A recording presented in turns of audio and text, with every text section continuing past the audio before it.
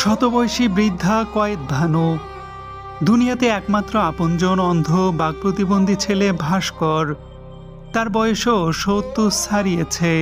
বৃদ্ধা কয়েদ ভানু আসলে একটা মাছ খেতে চেয়েছিলেন। ওনারা খুবই পছন্দ করেন পাঙ্গাস মাছ। এজন্য আমি চেষ্টা করেছি বাজারের সব থেকে যে বড় পাঙ্গাস মাছটা এটা নেওয়ার জন্য।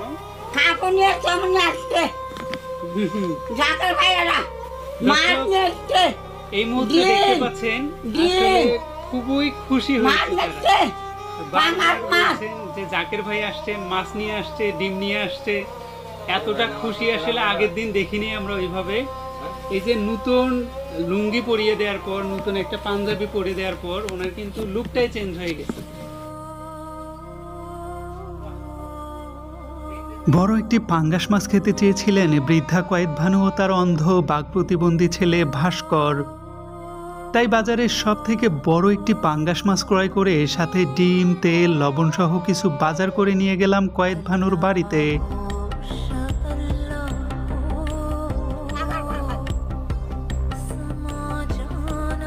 কয়েকদিন পরে ঈদ, তাই বৃদ্ধা কয়েদ ভানুর জন্য শাড়ি ও তার বাক প্রতিবন্ধী অন্ধ ছেলে ভাস্করকে লুঙ্গি ও পাঞ্জাবি উপহার দেওয়া হলো।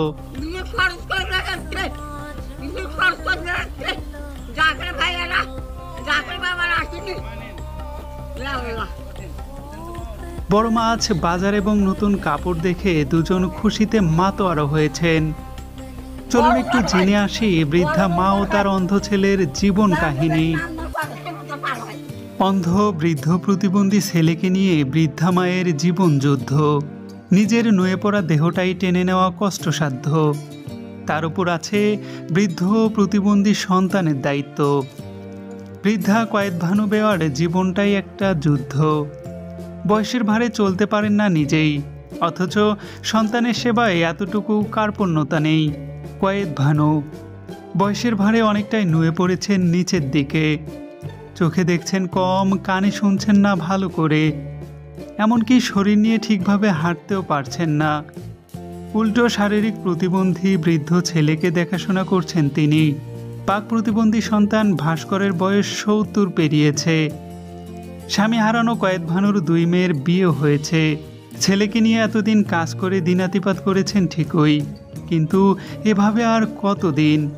বয়স বেড়েছে, অন্যদিকে প্রতিবন্ধী অন্ধ সন্তানও বৃদ্ধ হয়েছে। নিজের আপন বলতে দেখাশোনা করার মতো দুনিয়াতে আর কেউই নাই। বৃদ্ধা কয়েদ ভানু কানেও শোনেন না, হাঁটতে পারেন না, দিনের বেলা আবছা দেখলেও সন্ধ্যা হলে দেখেন না চোখে। এই বৃদ্ধ মা ও ছেলের বাড়ি গাইবান্ধার পলাশবাড়ি উপজেলার কিশোরগাড়ি ইউনিয়নের কাশিয়াবাড়ি গ্রামে। বৃদ্ধা কয়েদ ভানুর বয়স এখন ১০০ বছর। কিশোরী থেকে তার জীবনের গল্পটাও ভিন্ন। বয়স যখন মাত্র ১৩ বছর বয়স, তখন কয়েদ ভানুর বিয়ে হয়। বিয়ের ১ বছর পরেই জন্ম হয় ভাস্করের। কিছুদিন যেতে না যেতেই স্বামীর সাথে বনিবনা না হয় ভেঙে যায় কয়েদ ভানুর সংসার। সন্তান নিয়ে অসহায় কয়েদ ভানু দিশেহারা হয়ে পড়লে এলাকার লোকজন আবার বিয়ে দিয়ে দেন। দ্বিতীয় স্বামীর ঘরে কয়েদ ভানুর জন্ম হয় ২ মেয়ের। কয়েক বছর সংসারের পর কয়েদ ভানুর দ্বিতীয় স্বামী মারা যায়। আবারও বিপাকে পড়ে যায় কয়েদ ভানু। এভাবেই চলতে থাকে কয়েক বছর। এর মাঝে বিয়ে হয়ে যায় কয়েদ ভানুর ২ মেয়ের।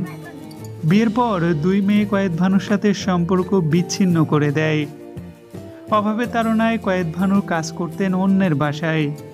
এদিকে কয়েদ ভানুর একমাত্র ছেলে ভাস্কর, সে মানসিক প্রতিবন্ধী।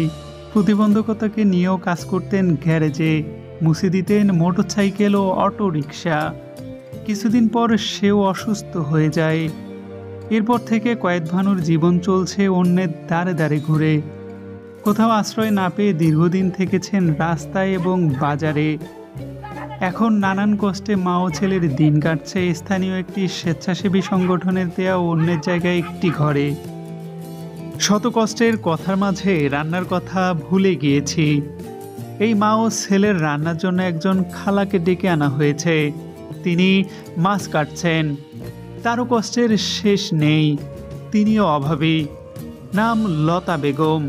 স্বামী নেই, তাই অন্যের বাড়িতে কাজ করে দিনাতিপাত করছেন।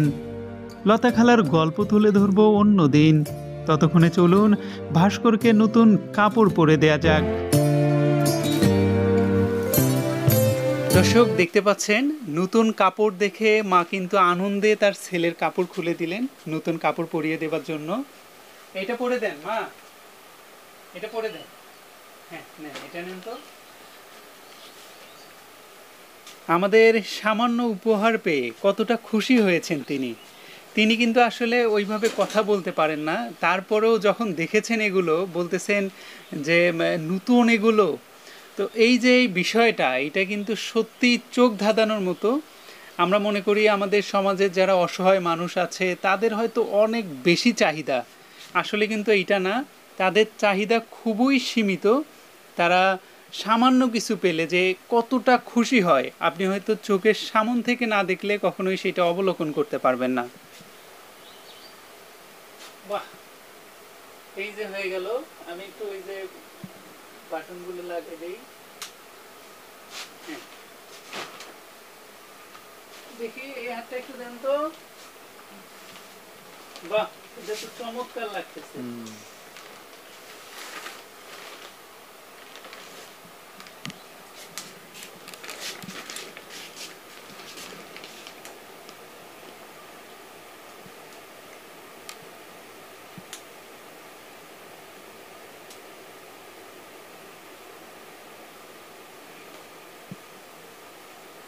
মা একটু লুঙ্গিটা পরে দেন, লুঙ্গি এটা পরে দেন।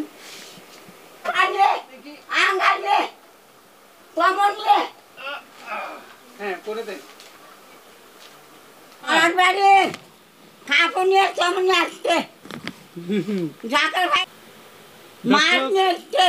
এই মুহূর্তে দেখতে পাচ্ছেন আসলে খুবই খুশি হয়েছে তারা। বারবার বলছেন যে জাকের ভাই আসছেন, মাছ নিয়ে আসছে, ডিম নিয়ে আসছে। এতটা খুশি আসলে আগের দিন দেখিনি আমরা ওইভাবে। এই যে নতুন লুঙ্গি পরিয়ে দেওয়ার পর, নতুন একটা পাঞ্জাবি পরিয়ে দেওয়ার পর ওনার কিন্তু লুকটাই চেঞ্জ হয়ে গেছে। এখন আসলে অসাধারণ লাগছে। এখন আমাদের পালা যে মাকে একটু আসলে কাপড়টা পরে দেই, তখন দেখি কেমন লাগে মাকে। সামান্য উপহারেই ভিন্ন এক অভিজ্ঞতা হলো। অসহায়, বঞ্চিত, দরিদ্র মানুষরা অল্পতেই যে অনেক খুশি হয় সেটার এক ভিডিও বার্তা বহন করবে এই ভিডিওটি। মায়ের ভালোবাসা যে বয়সেও হারিয়ে যায় না, সেটিরও এক অনন্য উদাহরণ কয়েদ ভানু। মা শুধু একটি ভাষা কিংবা একটি শব্দ নয়, মা হচ্ছে স্নেহ, মমতা, মায়া, মহব্বতের একটি অনন্য প্রতীক। মা একটি সংগ্রামের প্রতীক। আমাদের মা সবসময় আমাদেরকে লালন পালন করার চেষ্টা করেন সব থেকে আদর, যত্ন এবং ভালোবাসা দিয়ে। পাশাপাশি বাবাও কিন্তু কম না। বাবা হচ্ছে শ্রম, ঐক্য এবং শিক্ষার এক অনন্য প্রতীক। আমি মনে করি মা ছাড়া একজন বাবা আসলে অপূর্ণ, সেই সাথে বাবা মা দুইজনে ভালোবাসার এক অনন্য প্রতীক। আজকে যে মাকে নিয়ে কথা বলছি, এই মার বয়স প্রায় 100 বছর। তিনি অসুস্থ, প্রতিবন্ধী। এত বয়স হওয়া সত্ত্বেও তিনি তার ছেলেকে এখনো অকপটে স্নেহ, মায়া, মমতা, ভালোবাসা দিয়ে আগলে রেখেছেন। তার ছেলের বয়স প্রায় 70 বছর। এই যে বয়সগুলোর হিসাবের সংখ্যা আমি বললাম, এটা কিন্তু শুধু আন্দাজে না, তাদের আইডি কার্ড অনুপাতে বললাম। প্রিয় দর্শক, আপনারা দেখতে পাচ্ছেন এই বৃদ্ধা মা তার ছেলেকে গোসল করিয়ে দিচ্ছেন, তাকে কত যত্নে কাপড় পরিয়ে দিচ্ছেন। এটি একটা মায়ের ভালোবাসার অনন্য প্রতীক। হাজার বছর বেঁচে থাকুক মা, আগলে রাখুক তার আদর, যত্ন, ভালোবাসার সন্তানকে।